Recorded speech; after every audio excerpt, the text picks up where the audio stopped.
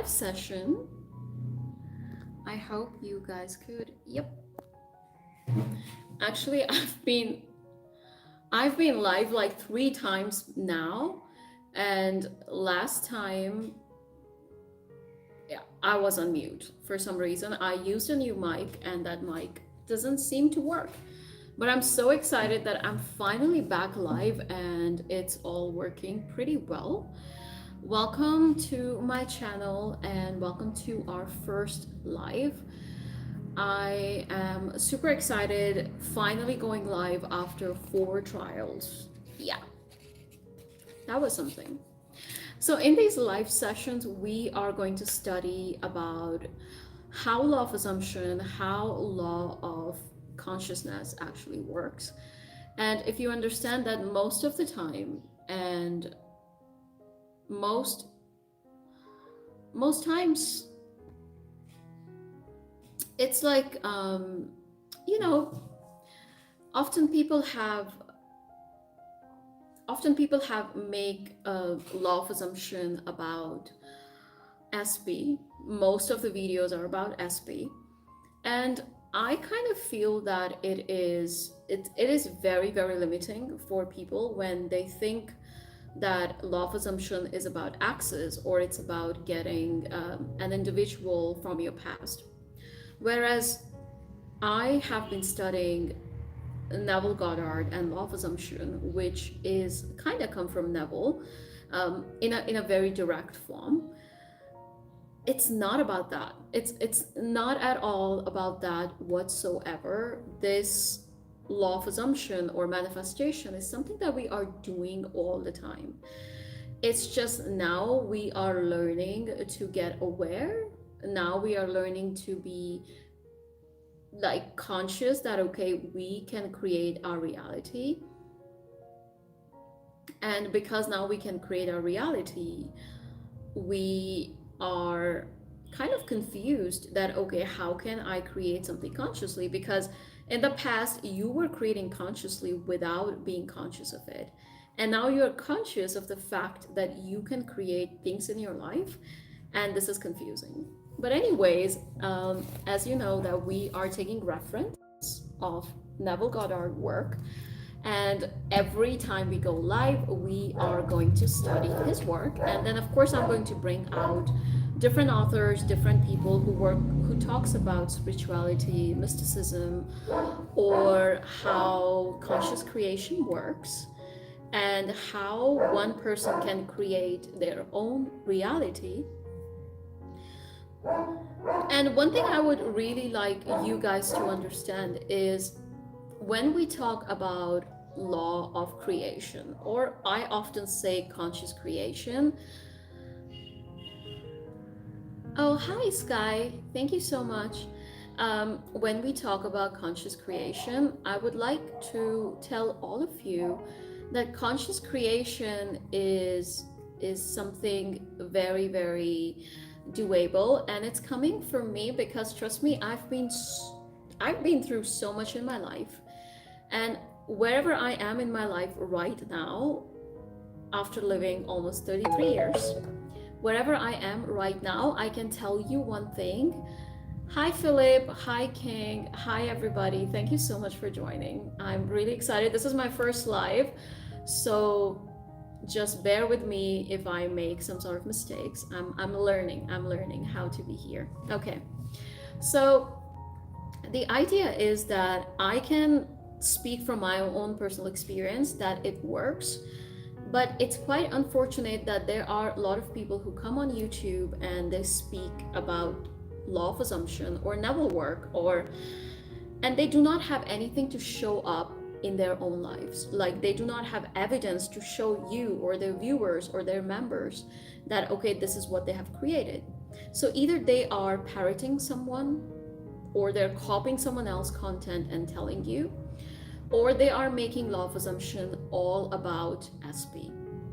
And there's nothing wrong to get SB. Absolutely, there's nothing wrong. I never judge anyone for their own desires. So if you want to get an SB, if you want to get a job, if you want to get all the money in the world without working at all, it's all possible. Please do not limit yourself.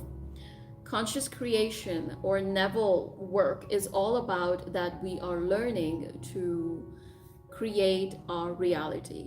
Like, and reality is not limited just to the money, reality is not limited just to the SP or relationship. It can expand it in all areas of your life. So, without getting delayed anymore, thank you again for joining me. I'm doing my first live, and in this first live, we are studying the chapter and the book by Neville Goddard, which is Feeling is the Secret. Feeling is the Secret was written by Neville Goddard in 1944, and many people who have not understood this book, I have seen they are commenting on this book or what the book is about.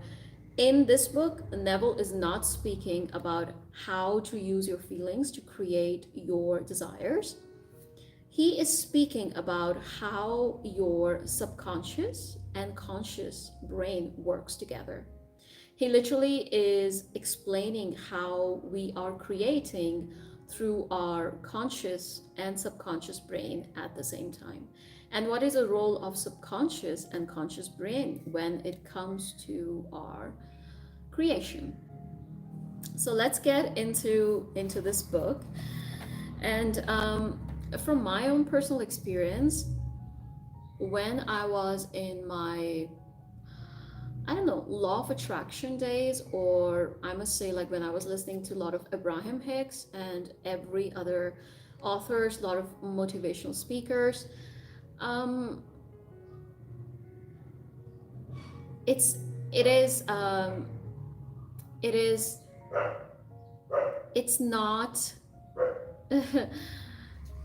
it's not I didn't get much. I think that's what I want to say. I mean, Abraham Hicks is amazing if you want to have some good energy. Like, she's amazing, certainly. But but I only received a lot of results in my life, whether I talk about business, personal life, health, healing, everything from other authors, but not from law of attraction, basically. So if you are coming from law of attraction, I think it could be a little bit, it could be a little bit confusing in the beginning, because I've been into this for 5 years, especially Neville work. So please give yourself some time, give yourself a little bit, have patience with yourself. Is that exactly what I'm trying to say?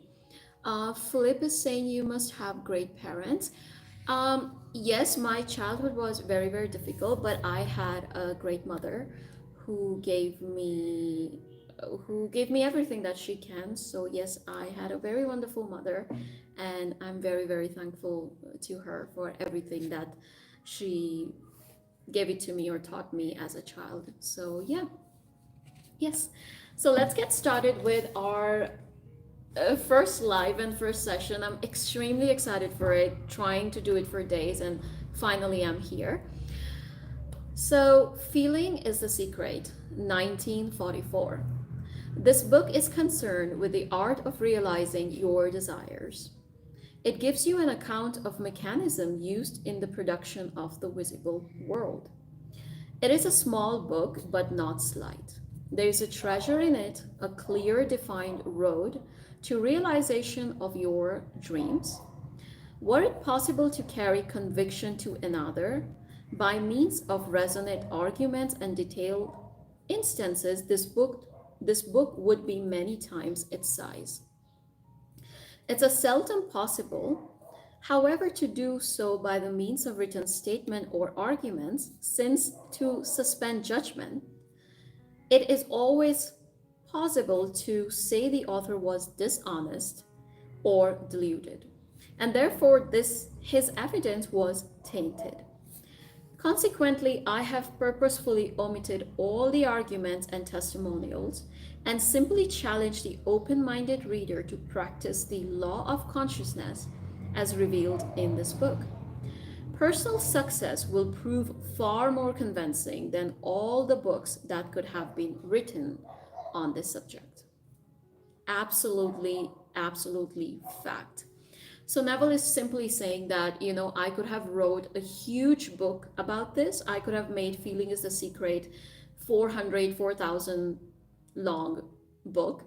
But since the idea of this book is not to stretch it, and do you know, like, people in this book have called, or he's mentioning that people were calling him that he's deluded or he's dishonest, or Neville is, lying in his book. But he simply have suggested that rather than you are listening to me, and that's why I said to everybody, all the people I work with, people who are part of my Facebook group or people who are part of other groups that I am moderator at, and wherever I share this information, one of the biggest success that you will receive as a person when you actually start trying the law. Just try it out. Don't try it for something very difficult in the beginning, but try it for very, very small things, things that are just the small things. Let's say seeing certain kind of birds or whatever, but just give it a try. Honestly, give it a try. You'll be shocked how powerful you are. So we're starting our chapter number 1, Law and its Operation. The world and all within it is a man-conditioned consciousness objectified. Consciousness is the cause as well as the substance of the entire world. So it is to consciousness that we must turn if we have discovered the secret of creation. Knowledge of the law of consciousness and the method of operating the law will enable you to accomplish all you desire in your life. And I'm like a living example, I must say, that trust me, once you understand how the law of mind works, not only law of assumption, but how your mind operates, like how you as a human operate, you would have a lot of power over your life. You would understand that you are not the victim, you are the power, and you have the wheel of life, and you can actually mold it in the ways that you prefer. So I honestly suggest everybody to at least give this a chance. Give this a chance. Give yourself a chance to understand how your brain works. Give it a chance to understand how your subconscious and conscious brain works, and then start creating your life. And then you would be shocked at how much powerful you are as a person. Armed with this working knowledge of the law, you can build and maintain an ideal world. Consciousness is one and only reality, not figuratively, but actually. This reality, for the sake of clarity, be linked onto a stream which is divided into 2 parts, the conscious and subconscious. In order to intelligently operate the law of consciousness, it is necessary to understand the relationship between the conscious and subconscious. And he's mentioning, or he's kind of referring that if you genuinely want to learn how law of consciousness work, you need to understand the relationship between conscious brain and subconscious brain, because they both are so connected, and they are producing your life every single moment. The conscious is personal and selective. The subconscious is impersonal and non-selective. The conscious is the realm of effect, and the subconscious is the realm of cause. These 2 aspects are the male and female divisions of consciousness. The conscious is male and subconscious is female. The conscious generates ideas and impresses these ideas on subconscious. The conscious receives ideas and gives form and expression to them. By this law, first conceiving an idea, and then impressing the idea conceived on the subconscious, all things evolve out of consciousness, and without this consequence, there is not anything made that is made. The conscious impresses the subconscious, while the subconscious expresses all that is impressed upon it. The subconscious does not originate ideas, but accept as true those which the conscious mind feels to be true, and in a way known only to itself objectifies the accepted ideas. As Neville is suggesting here, that in order for you to understand how to create consciously or how to take hold of your life, you need to understand the relationship between your conscious brain and your subconscious brain. Your conscious brain is selective, it's personal, whereas your subconscious brain is non selective and non personal.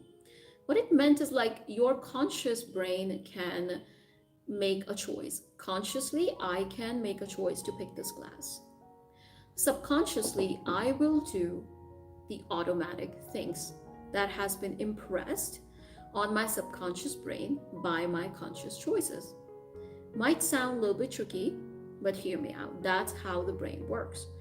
And that is why subconscious can be changed either by big events which has impacted you emotionally, or by an event through repetition of events, like repetition of habits can change it, as well as if something has impacted you and has imprinted on you. It could be like something, some sort of tragedy, some sort of loss that might have happened, some sort of happy event, something that you always expect consciously. And when those things are actually impressed on your subconscious brain, the subconscious start producing that in your life automatically without you consciously making any choices. So, moving further, therefore, though his power to imagine and feel and his freedom to choose the idea he will entertain, man has control over creation. Control of subconscious is accomplished through the control of ideas and feelings. So if you genuinely want to learn how to control your subconscious mind, you can actually start controlling the ideas and the feelings. And when Neville is speaking about the ideas, he is mentioning about basically the thoughts, the stories that you tell yourself. Or you could also say the assumption and beliefs you have around any subject. So those subjects could be money, those subjects could be how you see the outside world, how you see strangers, how you see your parents, how you see men, how you see females, women, kids. You know, there's always a story we have within ourselves.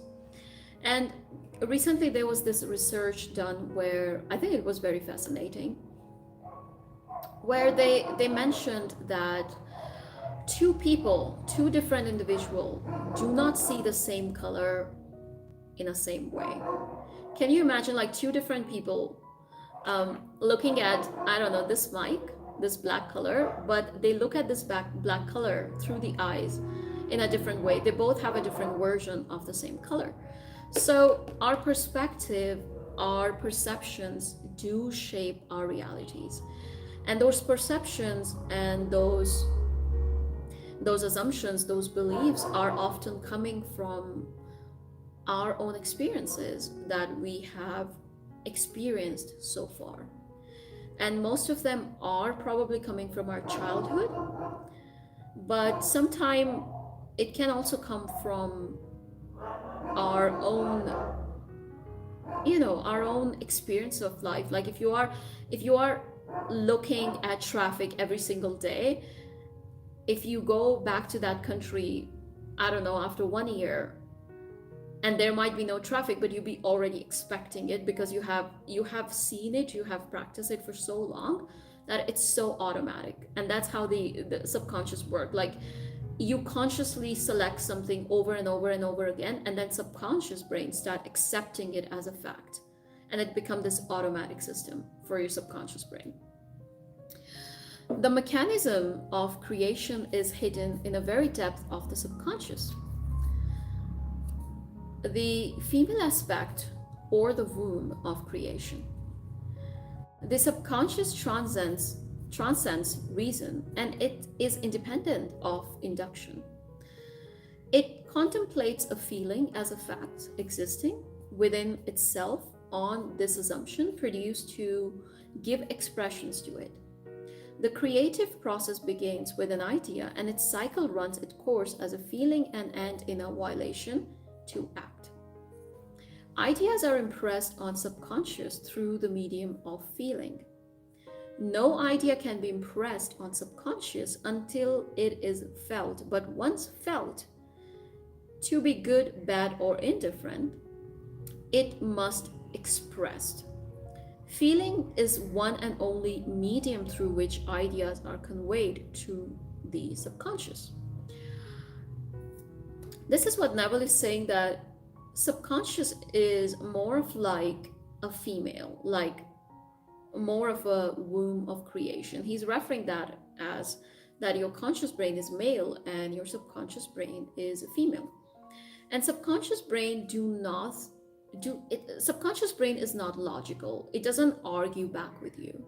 So whatever you are telling yourself, if think about this, that if you can think of a thought that is stressful, your brain, your subconscious brain, cannot differentiate between the reality or if it's just an illusion or if it's just a thought. A simple thought of something fearful, like let's say if you're watching a horror movie, logically or consciously you know you are watching a horror movie, but your subconscious may take it as a real event, and that's why you might think that you might sweat, you are scared, if there's like scare jumps or whatever, you get like really scared around it, because your brain do not have means to realize what you're thinking right now without a logic, or what you're telling yourself without the evidence of the fact. It could be just delusion, or it could be just something that you do not see or touch. And that's why repetition is also another way of influencing your subconscious. If you want to create a new habit, all you could do is you consciously choose to create that habit over and over again, like make a conscious decision to do something over and over again, and by repetitively doing a certain habit or certain thing, the subconscious will get impressed as well. Whereas here Neville has said, like, okay, the only way is feeling. Well, one way is feeling. Feeling is a very strong way to impress it right at once, but at the same time, repetition is also a way to impress your subconscious. I have done it, so it's possible. Therefore, the man who does not control his feelings may easily impress the subconscious with undesirable states. By control of the feeling is not meant restraint or suppression of your feelings, but rather the disciplining of the self to imagine and entertain only such feelings as contributes to your happiness. Control of your feeling is all important to a full and happy life. Never entertain an undesirable feeling, nor think sympathetically about wrong in any shape or form. Do not dwell on imperfections of yourself or others. To do so is to impress the subconscious with the limitations. What you do not want done onto you, do not feel that is done onto you or another. This is the whole law of full and happy life. Everything else is commentary. Every feeling makes a subconscious impression, and unless it is counteracted by the more powerful feeling of an opposite nature, must be expressed. The dominant of two feeling is the one expressed. I am healthy is a stronger feeling that I will be healthy. To feel I will be is to confess I am not. I am is stronger than I am not. Yeah. That's why I suggest everybody that I work with is whenever you are affirming, whenever you are using inner conversations, make sure that you say them in your present tense, because as Neville said here, I am healthy is stronger feeling than I will be healthy. I feel to feel I will be is to confess I am not. Because when I'm saying something in future tense, I'm somehow subconsciously telling myself that I do not have that right now. And the whole idea of law of consciousness is we accept something as a present fact.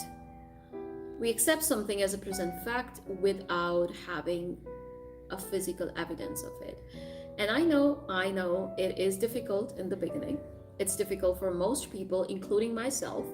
And it's easier for me now because, of course, I've been doing it for a couple of years now, and I have so much evidence to show for myself and to the world that it works. But is it easy?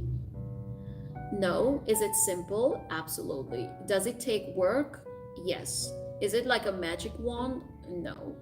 Can someone else do it for you? Probably not. You need to do it for yourself. You need to make a decision whether you are happy with your current reality or you want to change it, because in the end it's always going to be your decision. No one can know the thoughts of other human. Like, I don't know what thoughts you are thinking.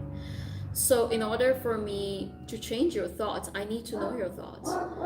And men alone know their own thoughts. And when I'm saying man, I'm referring like human alone know their own thoughts. And it's entirely in your own hands to change it, to choose to be different today. Whatever happened yesterday is not a concern. As Neville is saying here, like, control of your feeling is all important to full and happy life. When he's talking about feelings, he's referring more to the emotions that you go throughout the day, the thoughts that you go throughout the day, the inner conversations you are having throughout the day is actually impressing your subconscious. And if you truly want to change your subconscious, you need to reach a point where you choose to make a different choice. And if that choice is not different, it's going to be a same story.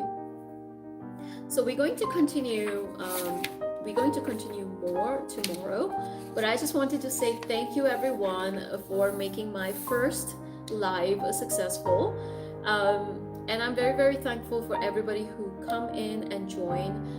Please don't forget to subscribe. Come and join this session tomorrow. I'll be doing this again tomorrow. We'll be reading another remaining page. There's only 4 chapters, so we have done one first chapter but half of it, and tomorrow we're gonna finish all of it. And you're very, very welcome to come and join my Facebook group. The link will be on my bio or YouTube description, I guess. But thanks again for joining me, and I'll see you guys tomorrow on the live again. Thanks. Bye everybody.